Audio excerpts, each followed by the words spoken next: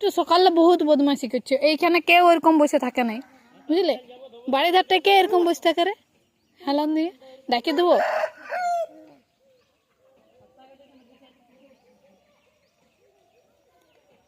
দিদাকে ডাকিব, ঠেঙা নিয়ে আসবে, ডাকিব। হ্যাঁ,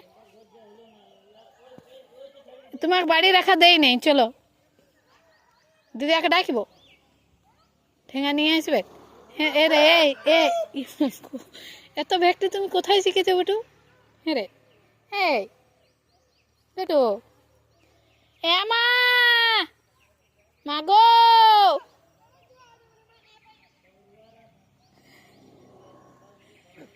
আসবি তো? হ্যাঁ দেখ কি কি করছে মা। আসছে দিদি, আসছে।